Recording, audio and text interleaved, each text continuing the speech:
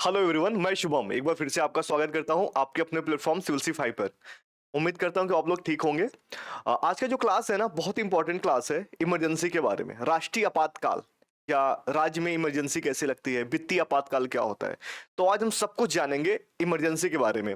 और ये क्लास हर एक उस बच्चों के लिए उपयोगी है जो भारत के निवासी हैं या फिर जो कॉम्पिटेटिव एग्जाम की तैयारी कर रहे हैं, क्योंकि इसमें हमने सब कुछ डायमेंशन को कवर कर रखा है। क्यों लगा, कैसे लगता है, संसद पे क्या प्रभाव पड़ता है, मूल अधिकार पे क्या प्रभाव पड़ता है, और कौन लगाता है, समाप्त कैसे होता है। ठीक है, जैसा कि आपको पीछे बैकग्राउंड से क्लियर हो रहा होगा कि इमरजेंसी कब लगती है, क्यों लगती है और कैसे लगती है। ठीक है, तो ये आज हमारी स्पेशल सीरीज का पहली क्लास है जिसमें हम ऐसे स्पेशल टॉपिक्स लेके आया करेंगे पॉलिटिक्स के रिलेटेड। तो आइए स्टार्ट करते हैं। सबसे पहले इमरजेंसी के बारे में बैकग्राउंड को समझते हैं। देखो, भारत में जो इमरजेंसी है ना, भारतीय संविधान की अगर बात करूं तो ये भाग 18 में है। कितने प्रकार के? 3 प्रकार के। एक तो राष्ट्रीय आपातकाल है, एक तो राष्ट्रपति शासन है, दूसरा है वित्तीय आपातकाल। अगर आर्टिकल की बात करूं तो आर्टिकल 352 से 360 के बीच में होता है। 352, 356 और 360। 352 क्या है? यह आपका राष्ट्रीय आपातकाल। 356 क्या है? यह है राष्ट्रपति शासन। 360 क्या है? यह वित्तीय आपातकाल। ठीक है चीजें। तो आज हम जानेंगे कि कितनी बार लग चुका है भारत में, कब लगा, क्या उस समय स्थितियां थी, सारी चीजें आज हम डिटेल में जानेंगे। तो और सबसे पहले स्टार्ट करते हैं।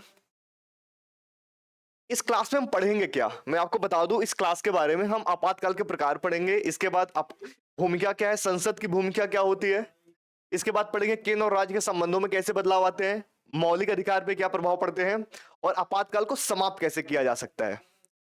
ठीक है, स्टार्ट करें चीजें। तो आओ स्टार्ट करते हैं। सबसे पहले देखो, इसका सबसे पहले आप ये जानो कि आपातकाल लिया कहां से गया है। जो अपना आपातकाल है, क्योंकि अपना जो भारतीय संविधान है ना, कई सारे देशों के संविधान से लिया गया है। कुछ अपनी चीजें, कुछ बाहर से ऐड की गई हैं। तो जो अपना आपातकाल और जो उपबंध है ना, ये जर्मनी के वाइमर संविधान से लिया गया है। मैंने क्या बोला? जो आपातकाल का उपबंध है कहां से लिया गया है? जर्मनी के वाइमर संविधान से। ठीक है, ये चीजें क्लियर रहेंगे। इसका उद्देश्य क्या है कि भैया जब संकट की घड़ी आ जाए, मतलब युद्ध हो या आंतरिक अशांति, 1978 से पहले ये वर्ड था। 44वां संविधान संशोधन जब हुआ, आंतरिक अशांति को हटा करके चीजें बदल दी गई। ठीक है, अब हम यहाँ पे देखते हैं कि होता क्या है कि भैया ऐसे समय में मान लो कोई ऐसी संकट की घड़ी आ गई है, तो ऐसे समय में केंद्र को सबसे ज्यादा शक्तियां दे दी जाती है और असाधारण शक्तियां दी जाती है, जिससे केंद्र बहुत ज्यादा पावरफुल हो जाता है। तो आज उन्हीं सब चीजों को हम देखेंगे। ठीक है, तो अगर मैं बात करूं आर्टिकल 352, 356, 360, ये अपने देश में कितनी बार लगाए गए हैं, तो 352 है आर्टिकल, वो 3 बार लगा है। कब कब लगा है? सबसे पहले लगा है 1962 में, दूसरी बार लगा है 1971 में, तीसरी बार लगा है 1975 में। ठीक है, ये नेशनल इमरजेंसी की बात हो रही है। 3 बार लगे। 1962 में क्यों लगा? तब पाक और चाइना का, मतलब सॉरी, इंडिया और चाइना का युद्ध हो रहा था। और 1971 में इंडिया वर्सेस पाक का। 75 में आंतरिक अशांति के कारण इंदिरा जी ने लगाया था। अगर जयप्रकाश सर की अगर शब्दों में बात करें, जो थे उनके शब्दों में कि लगाया गया, और इंदिरा जी की अगर बातों की बात करें तो उनको लगाना पड़ा। दोनों में जमीन आसमान का फर्क है। आज भी लोगों को यही लगा कि ये जबरदस्ती थोपा गया था, ऐसी स्थिति नहीं थी। और राजनीतिक फायदे के लिए ऐसा किया गया था, जो हालांकि जो भी उस समय की कंडीशन और जो भी बातें हो उस बात को नहीं करते हैं। हम आज अपने टॉपिक को समझते हैं। तो आओ सबसे पहले स्टार्ट करते हैं कि 356 100 बार से ज्यादा लग चुका है। ज्यादा कहां पे लगा है? मणिपुर में। अभी लेटेस्ट लगा है 11वीं बार। उससे बाद अपने उत्तर प्रदेश में 10 बार लग चुका है। तेलंगाना और छत्तीसगढ़ ऐसे राज्य हैं जहां एक भी बार अपना इमरजेंसी नहीं लगी है। राज्य आपातकाल की बात हो रही है यहाँ पे, राष्ट्रपति शासन की एक भी बार नहीं लगा है। ठीक है, और सबसे पहला कहां पे लगा था राज्य आपातकाल? ये लगा था पंजाब में सबसे पहला। तो आओ स्टार्ट करते हैं। आर्टिकल 352 के बारे में समझते हैं। मैंने आपको अभी बताया 352 क्या है, राष्ट्रीय आपातकाल, 356 क्या है, राज्य आपातकाल, और 360 वित्तीय आपातकाल। ये तो प्रकार हो गए 3 प्रकार के। अब हम बात करते हैं कि ये कैसे लगता है, कैसे लागू होता है, क्या क्या चीजें हैं। ठीक है, तो सबसे पहले आओ स्टार्ट करते हैं आर्टिकल 352, जिसको बोलते हैं नेशनल इमरजेंसी। ठीक है, और ये भारतीय संविधान में कहां देखने को मिलता है? ये भारतीय संविधान के भाग 18 में देखने को मिलता है, आर्टिकल 352। तीन आधार पे नेशनल इमरजेंसी लगती है, ये समझना। भारत में सिर्फ तीन है ऐसे फैक्टर जिसके कारण राष्ट्रीय आपातकाल लग सकता है। पहला युद्ध, दूसरा क्या है बाहरी आक्रमण, तीसरा क्या है सशस्त्र विद्रोह। अब समझना वार का क्या मतलब है, जैसे अपना किसी देश के साथ युद्ध हो, जैसे चल रहा हो, जैसे पाक के साथ युद्ध चल रहा हो, चाइना के साथ या किसी भी देश के साथ चले, जैसे अभी कुछ दिन पहले अभी चीजें ऐसी हो रही थी, तो ऐसे समय में नेशनल इमरजेंसी लगाया जा सकता है। या फिर सडन कोई देश हमारे ऊपर हमला कर दे, कोई बाहरी आक्रमण हो जाए, तो भी नेशनल इमरजेंसी लग सकती है।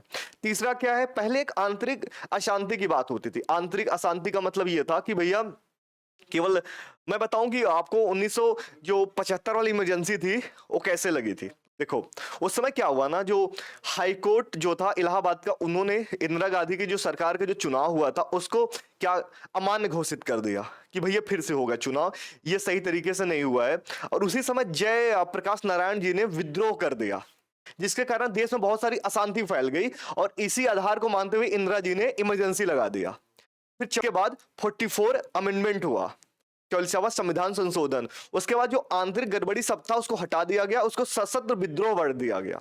ठीक है, तो इस विद्रोह वर्ड के आने का यह मतलब था कि अब आपको लगने मात्र से यहां भी इमरजेंसी नहीं लगेगी। और सबसे बड़ी बात, लिखित सिफारिश चाहिए, वो भी कैबिनेट की लिखित सिफारिश चाहिए, तभी नेशनल इमरजेंसी लग सकती है। तो ये तीन रीजन थे जिसे लग सकता है। और सशस्त्र विद्रोह जो वर्ड है 44 अमेंडमेंट से जोड़ा गया, आपको क्लियर हो गया। मैंने क्या बोला कि जो नेशनल इमरजेंसी है केवल तीन फैक्टर, क्या क्या, युद्ध, एक्सटर्नल वार हो गया, एक वार हो गया, तीसरा क्या है आर्म रिवेल्ड, सशस्त्र विद्रोह। ठीक है, सशस्त्र विद्रोह वर्ड कब आया, 44 अमेंडमेंट थे, कब 1978 में। ये चीजें खूब अच्छे से क्लियर है। अब आगे चलूं, आ जाओ। अब मैं बात कर रहा हूं कि भैया ये लगता कैसे, घोषणा कौन करता है, ये घोषणा करते हैं अपने राष्ट्रपति जी। कैसे कर सकते हैं, क्या होता क्या है इसमें प्रोसेस, प्रधानमंत्री वाली अध्यक्षता में एक कैबिनेट बन होता है, कैबिनेट से मंजूरी मिलती है भी लिखित। उसके बाद देखो, राष्ट्रपति प्रधानमंत्री की अध्यक्षता वाली कैबिनेट की लिखित सिफारिश पर ही राष्ट्रीय आपातकाल घोषित कर सकता है। लिखित सिफारिश वर्ड याद करना, लिखित, ऐसे नहीं मनमानी तरीके से कि कोई बैठक हुई उसके बाद उन्होंने ये डिसीजन लिया कि हाँ आपातकाल लगाया जाएगा, ऐसा नहीं है। लिखित सिफारिश अनिवार्य है। ठीक है, और इसकी न्यायिक समीक्षा भी की जा सकती है।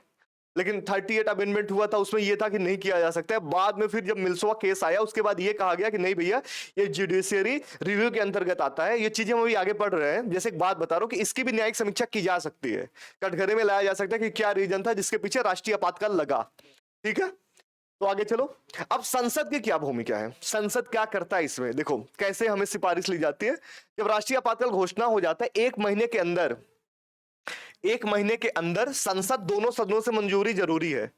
संसद के दोनों सदनों से, ध्यान रखना, दोनों सदन, वो भी विशेष बहुमत की यहां पे बात हो रही है, नॉर्मल वाली बात नहीं हो रही है, विशेष बहुमत चाहिए इसके लिए। और मंजूरी के बाद आपातकाल 6 महीने तक प्रभावी रहेगा। कितने महीने, एक बार यहां से मंजूरी अगर मिल गई तो 6 महीने तक ये प्रभावी रहेगा।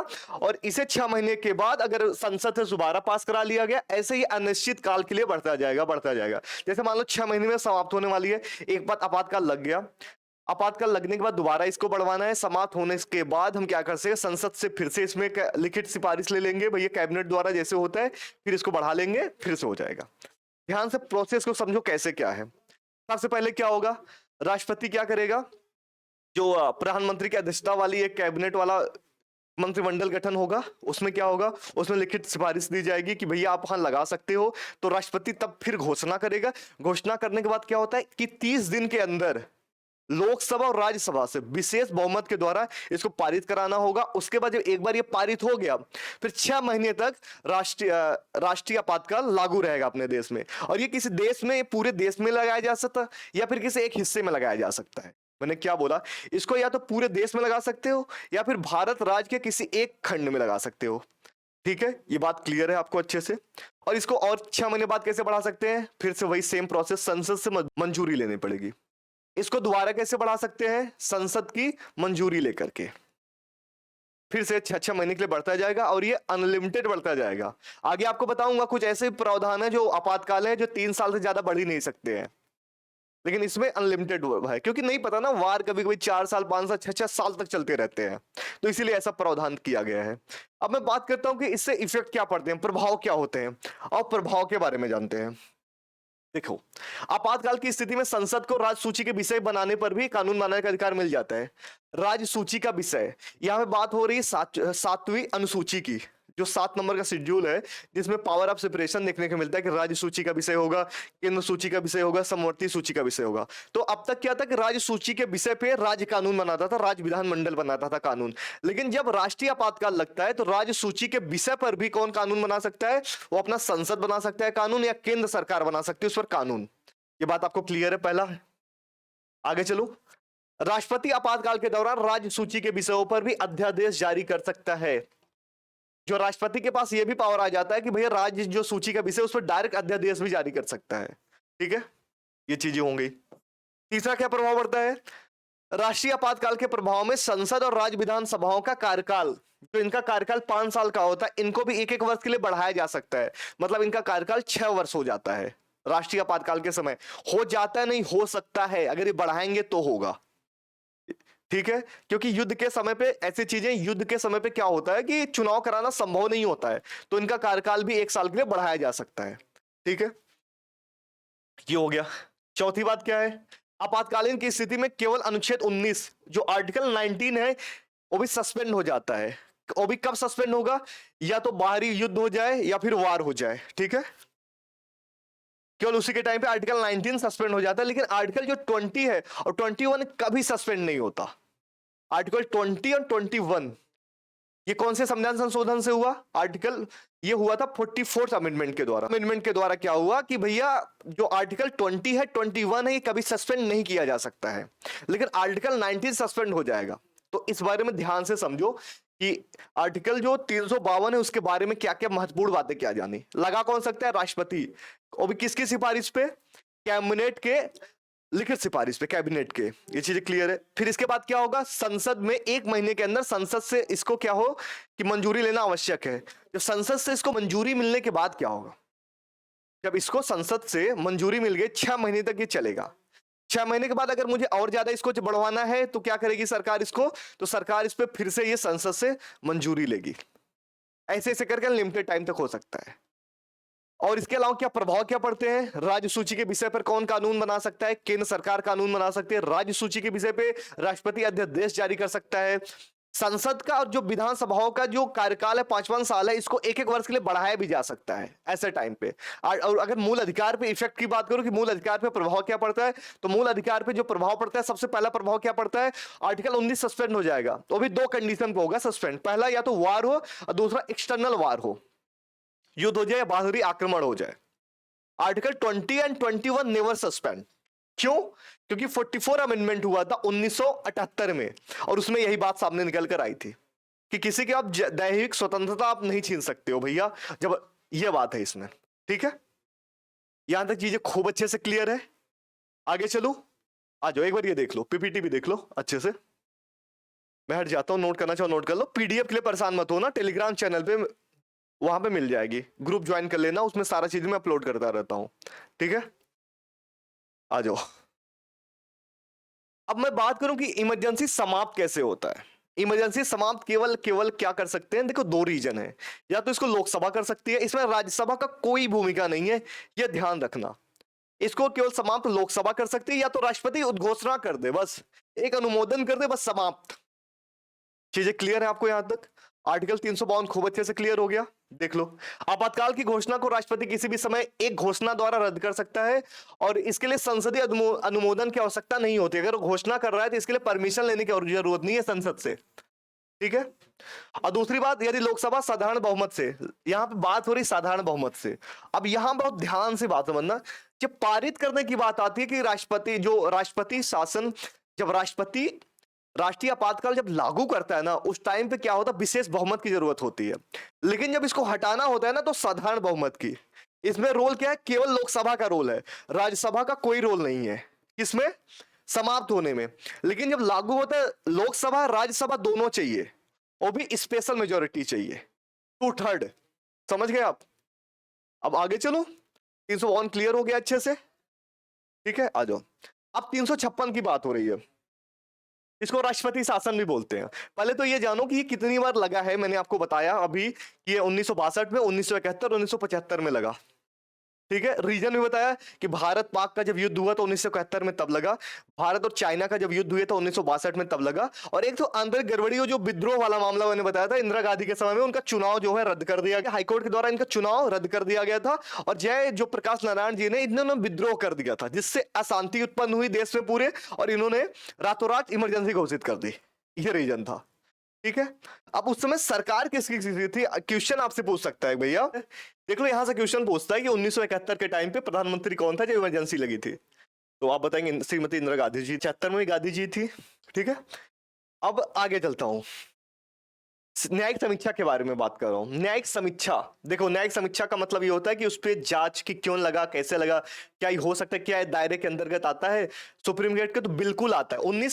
जब 38 संविधान संशोधन हुआ था उसमें यह हुआ था कि ये न्यायिक समीक्षा के अंतर्गत नहीं आता है, लेकिन आपको जो सबसे ज्यादा जरूरी जानने वाली बात है वो है मिनर्वा मिल्स केस 1980। इसमें क्या था, इसमें कहा कि हाँ भैया जो इमरजेंसी है इसको भी सर्वोच्च न्यायालय इसकी जांच कर सकती है कि किस आधार पर लगाया गया। अगर ठीक है, ये अदालत में चुनौती घोषित किया जा सकता है। ये सारी बातें यहां तक आपको समझ आ गई, आगे चलूं, आ जाओ। अब राष्ट्रपति शासन की बात हो रही है। राष्ट्रपति शासन होता क्या है, जब किसी राज्य में संविधान के अनुसार सरकार नहीं चला पा रही होती है, जब कोई राज्य में संविधान के अनुसार राज्य, अरे यार, अब अगला जो है ना, अगला बात हो रही है राष्ट्रपति शासन की। राष्ट्रपति शासन क्या है, जब किसी राज्य में संविधान के अनुसार सरकार नहीं चल पा रही होती है तो वहां पर राष्ट्रपति शासन लागू होता है। देखो राष्ट्रपति शासन लागू होने के दो रीजन है, एक आर्टिकल 356 है, आर्टिकल 365 है, दोनों यहां पे पढ़ेंगे।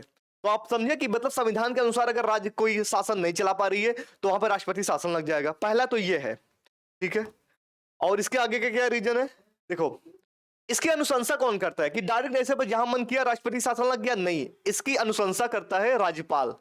कैसे क्या होता है अब इसमें देखते हैं। तो राज्य का जो राज्यपाल होता है ये रिपोर्ट भेजता है कि राज्य में सरकार संविधान के अनुसार नहीं चल पा रही है, इस रिपोर्ट के आधार पर राष्ट्रपति आपातकाल घोषित कर सकते हैं। ठीक है, ये चीजें समझ में आ गई कि रिपोर्ट कौन भेजता है, राज्यपाल भेजता है। राज्यपाल ये भेजेगा कि भैया जो ये राज्य फला फला राज्य है, यहाँ पे जो सरकार है ना ये संविधान के अनुसार नहीं चल रही है, तो वहां पे राष्ट्रपति शासन लागू हो जाएगा। दूसरा क्या रीजन है, रिपोर्ट वाला बात छोड़ दिया जाए, दूसरा क्या रीजन हो सकता है, संघ को यह लगे कि भैया जो यहाँ के राज्य है ये संविधान के अनुसार कार्य नहीं कर रही है, मनमानी तरीके से काम कर रही है, तो भी आर्टिकल 356 के अनुसार यहाँ पे राष्ट्रपति शासन लागू हो जाएगा।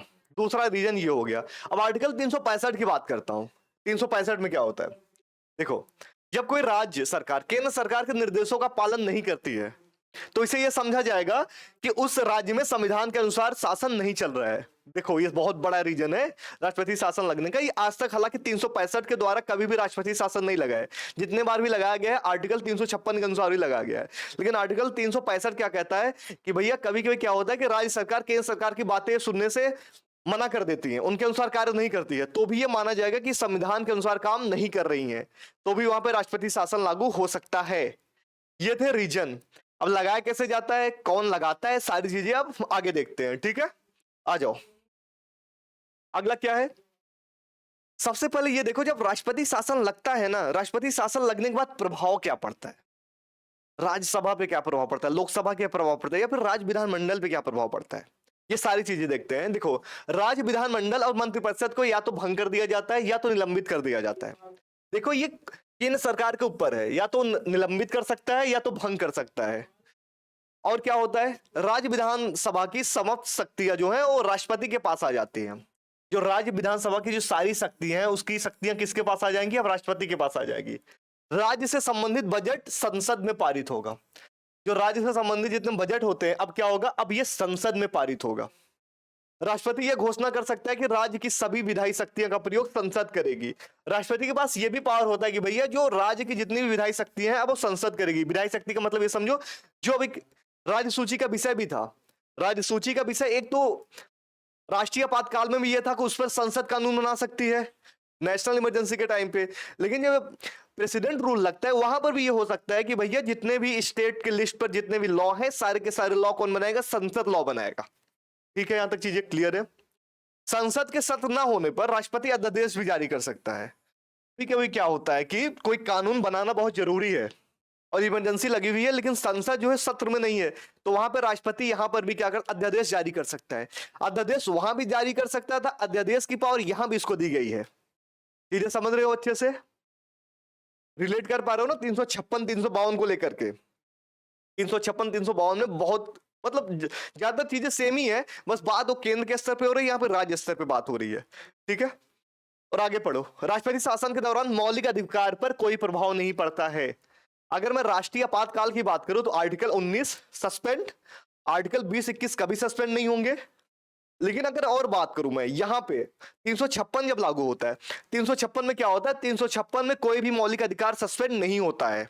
ये चीजें बहुत ध्यान देने योग्य, बहुत बारीकी वाली। क्वेश्चन पूछता है कि जब आर्टिकल 356 लगता है तो कौन कौन से मूल अधिकार सस्पेंड हो जाते हैं, आर्टिकल 19 20 21 या कोई नहीं, तो आपके आंसर क्या होगा, कोई नहीं। ठीक है, यहां तक चीजें खूब अच्छे से क्लियर है। आ जाओ आगे, आगे चलते हैं। अब देखो क्या होता है कि उद्घोषणा कैसे होती है। अब आपके मन में आ रहा है कि इसमें संसद का क्या रोल है, कि कैसे क्या होती है चीजें, और कब लगता है राष्ट्रपति शासन वगैरह। देखो, उद्घोषणा के 2 महीने के भीतर संसद से स्वीकृति लेना आवश्यक है। 2 महीने के अंदर दोनों सदनों से इसको स्वीकृति लेना बहुत आवश्यक है। जिस दिन इसने बोल दिया कि भैया अब राष्ट्रपति शासन लागू हो गया है, तो 2 महीने के अंदर लेना अति आवश्यक है। उसमें राष्ट्रीय आपातकाल में 1 महीना था और इसमें 2 महीना है। वहां पे विशेष बहुमत था, यहाँ पे सामान्य बहुमत होगा। ठीक है, एक बार स्वीकृति मिल जाने पर यह अधिकतम 6 महीने के लिए, वहां भी 6 महीने के लिए था और यहां पर भी 6 महीने के लिए है। वहां पे अनलिमिटेड बार बढ़ाया जा सकता है हर 6 महीने पे, लेकिन अगर यहां पे 1 साल से अधिक आपको बढ़ाना है तो 2 कंडीशन होना चाहिए। दोनों कंडीशन क्या है, पहला कंडीशन तो यह है कि भैया युद्ध हो रहा हो या राष्ट्रीय आपातकाल लगा हुआ हो। दूसरा कंडीशन क्या है, दूसरा कंडीशन यह है कि चुनाव आयोग ये बोल दे सिफारिश करके कि भैया यहाँ पे अभी ना चुनाव में जैसा हालात नहीं है, यहाँ पे चुनाव नहीं कराया जा सकता है, तभी ये 1 वर्ष से अधिक बढ़ाया जा सकता है और मैक्सिमम 3 साल तक। 3 साल से अधिक किसी भी राज्य में राष्ट्रपति शासन नहीं लगाया जा सकता है। ये चीजें खूब अच्छे से क्लियर है। मैंने क्या बोला, यहाँ के वहां पे कंपेयर करते हैं। वहां पे जब संसद से 6 महीने के लिए मंजूरी मिलने के बाद क्या होता था, मंजूरी मिलने के बाद कितनी बार भी बढ़ाते जाओ हर 6 महीने पे। यहाँ पे मैक्सिमम 3 साल तक, लेकिन 1 साल से अधिक करना है तो आपको 2 कंडीशन फॉलो करना पड़ेगा। ये दोनों कंडीशन कब आए, 44 अमेंडमेंट से आए हैं। पहला क्या आया है, पहला यह कि राष्ट्रीय आपातकाल चल रहा हो उस समय। दूसरा बात क्या हो, दूसरा बात उसमें यह कहा गया हो कि चुनाव आयोग ये कह दे कि भैया अभी राज्य में चुनाव नहीं कराया जा सकता है। ये दोनों रीजन है, तब ये मैक्सिमम 3 वर्ष तक बढ़ाया जा सकता है। ये चीजें क्लियर है। आ जाओ, जो मैंने अभी आपको बताया कि 3 साल से आगे बढ़ाने की अवधि में जो विशेष शर्तें क्या है। अगर 1 साल से आगे आपको बढ़ाना है तो सबसे पहले आर्टिकल 352 लगा हुआ हो या उस राज्य में लागू हो, और निर्वाचन आयोग यह प्रमाणित कर दे कि राज्य में चुनाव कराना संभव नहीं है बाई 44 अमेंडमेंट, जो मैंने अभी आपको बोला। क्लियर है सारी चीजें यहां तक। और आगे बढ़ते हैं। अब बात करता हूं, यहाँ पे बात कर रहे हैं ना कि थोड़ा इंफॉर्मेशन की। अब तक सबसे मैक्सिमम कहां पे लगा है, अब तक मैक्सिमम मणिपुर में लगा हुआ सबसे अधिक 11 बार। सबसे कम जहां पे लगा हुआ है, मतलब आज तक एक भी बार नहीं लगा, तेलंगाना और छत्तीसगढ़ है। क्या है, तेलंगाना और छत्तीसगढ़, ये 2 ऐसे राज्य है जहां पे एक बार भी नो इमरजेंसी, नो इमरजेंसी। पहली बार कहां लगा था, फर्स्ट टाइम आपका लगा था पंजाब में। और आज तक टोटल कितने बार लग चुके हैं, 100+, मतलब 100 आसपास आज तक ये लग चुके हैं। यहां तक चीजें खूब अच्छे से क्लियर है। आगे चलूं, आ जाओ। अब बात करो न्यायिक समीक्षा की। न्यायिक समीक्षा जो है, सुप्रीम कोर्ट ने SR बोमई केस, ये याद रखना, कब आया था, 1994 में। इसने निर्णय दिया कि राष्ट्रपति शासन की न्यायिक समीक्षा की जा सकती है, जिस तरीके से अपना राष्ट्रीय आपातकाल के भी न्यायिक समीक्षा के दायरे के अंतर्गत आता है। ठीक है, यदि यह साबित हो जाए कि उद्घोषणा केवल राजनीतिक उद्देश्य से हुआ है तो कोर्ट उसे रद्द कर सकती है। कोर्ट के पास ये पावर है कि उसको रद्द कर सकती है, जबकि वहां पे ऐसा कोर्ट के पास पावर नहीं है, पर यहां पे है पावर। ठीक है, चीजें क्लियर है। आ जाओ आगे। अब राष्ट्र समाप्त कैसे होता है, केवल राष्ट्रपति घोषणा कर दे, संसद का कोई रोल नहीं, बस घोषणा कर दे समाप्त हो जाएगा इसके केस में। ठीक है, राष्ट्रपति शासन के केस में राष्ट्रपति द्वारा स्वयं कभी भी इसको समाप्त कर सकता है, इसके लिए संसद की स्वीकृति की आवश्यकता नहीं होती है। एक आधिकारिक अधिसूचना अगर वो जारी कर दे तो राष्ट्रपति शासन रद्द हो जाएगा या समाप्त कर दिया जाएगा। 356 एंड। ठीक है, यहां तक खूब अच्छे से क्लियर है आपको जो मैंने आपको समझाया? 352 356 को रिलेट कर पा रहे हो? दोनों में क्या अंतर है? वहां पे लोकसभा द्वारा भी रद्द किया जा सकता था, वो भी कौन से? साधारण बहुमत से। यहां पे ऐसा कोई रोल नहीं दिखता है।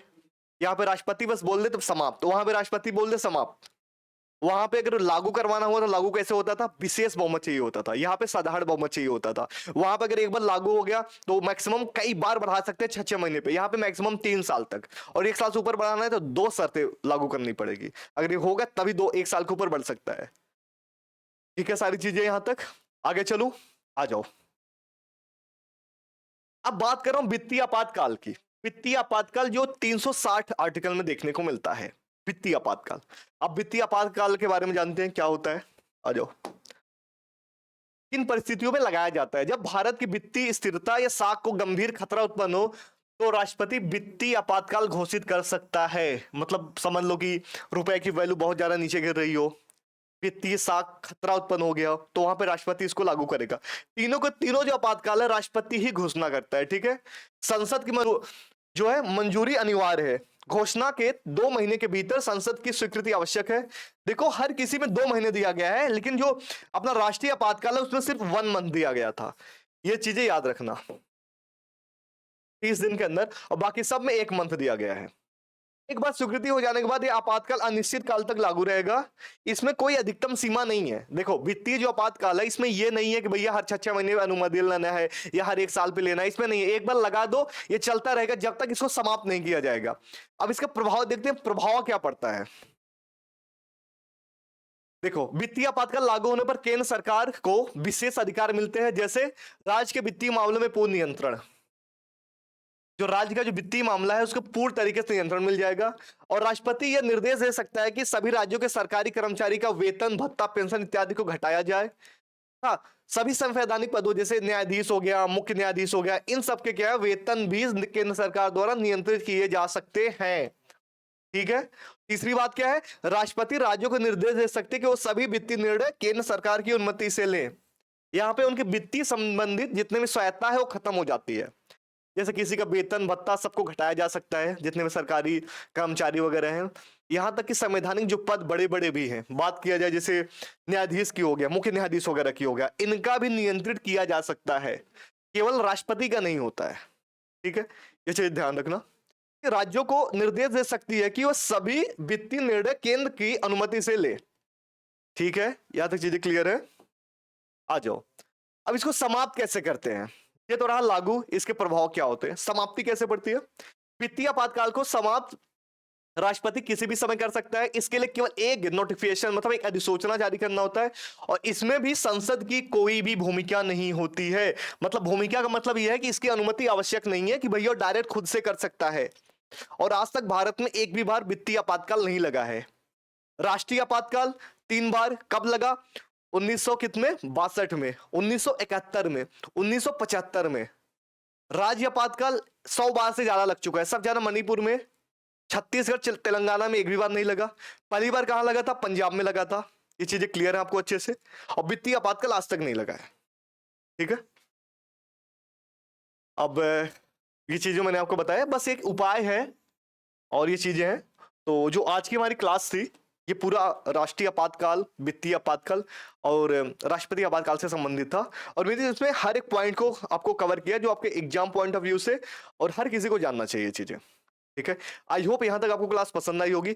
अगर आप लेक्चर पे नए हो, मेरे वीडियो पे नए हो, तो आप चैनल को सब्सक्राइब करो और जितना हो सके शेयर करो। ऐसे मैं वीडियो लेके आता रहूंगा। और साथ में मैं यूपीएसआई एसएससी से संबंधित पीओकी कराता रहता हूँ, उसको भी आप क्लासेस को देखो। यूपी जीके वगैरह सारी चीजें आपको इसी प्लेटफॉर्म में दिख जाएगी।